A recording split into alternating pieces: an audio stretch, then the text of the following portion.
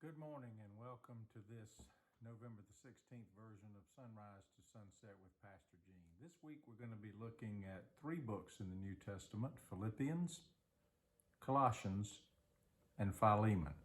Today we'll be looking at Philippians chapters 1 and 2. Now this book was most likely written in Rome while Paul was in prison. He had started the church in Philippi around 50-51 AD, and we read about this in Acts 16. There are four basic themes to the book of Philippians, and I hope as you study today that you'll go back and read through chapters 1 and 2 of the book. The four themes are these. First is gratitude to the community, because this community of faith has been very supportive of Paul. Second, there's a call for holiness to this community of faith, that they live a holy life. Third, that they be united, that they be of one mind, the same mind that was in Christ Jesus. And then fourth, that they practice the kind of piety that's going to make a difference and bring joy to everyone. Now in chapter 1, there's obviously, from the beginning and outside of this letter, there's obviously a presence of leadership that has formed and is existing in the life of the church. It's a very Christ-centered book. By that I mean Paul is focusing his attention not on himself or not on what has been accomplished by him in his ministry, but on Jesus Christ. We would do well to learn from that. He introduces themes of grace and peace and joy and thanksgiving, which are very, very prevalent throughout the book. And he encourages partnership and participation in this grace and peace and joy and thanksgiving that he is preaching. Paul is definitely a pastor who loves his people.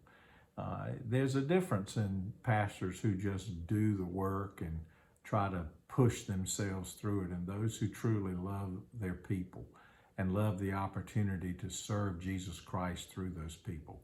And you see the best results, I think, when that love is mutual and when that grace and peace and joy and thanksgiving becomes something that is shared by the community of faith and witnessed to the world.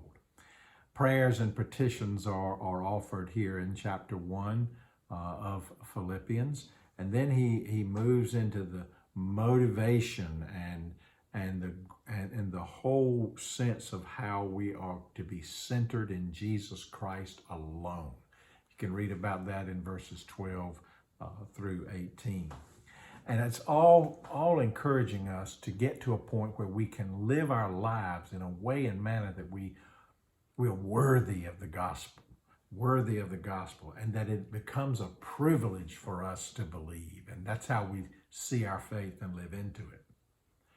Chapter 2 begins with citizenship being an issue, and how we live into the social holiness of the community of faith. Now, I know that word social can kind of rub some people the wrong way. It shouldn't do that. It's a shame that has been beaten down so bad. Kind of like for some folks how they feel about the word evangelism.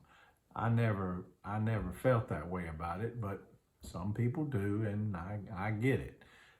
No, I don't. The sharing of the good news is a privilege of our faith, and we need to be more happy about being able to do that.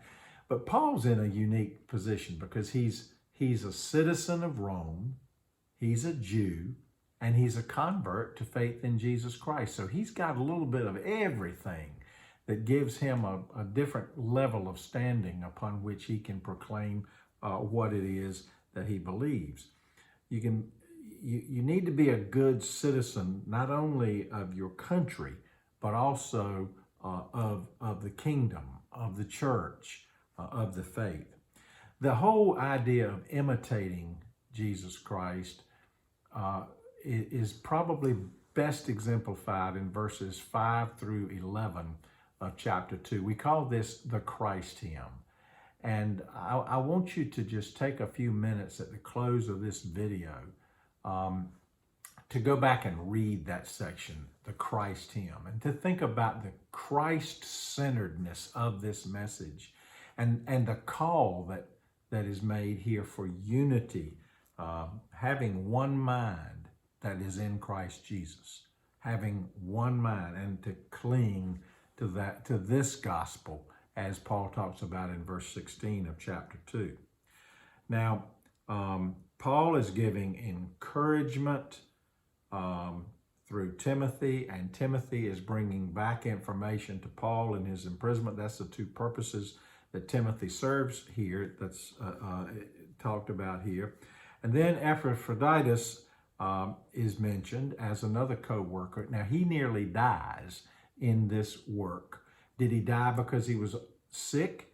Did he die because he was exposed to the elements? Did he die because he was working himself to death for kingdom work? We don't know. What we do know is this. If we are centered in Jesus Christ, if he is our central focus, if making our hearts and minds one with him, being in unity together with him is our goal, then grace, peace, joy, and thanksgiving are on their way to us from sunrise to sunset.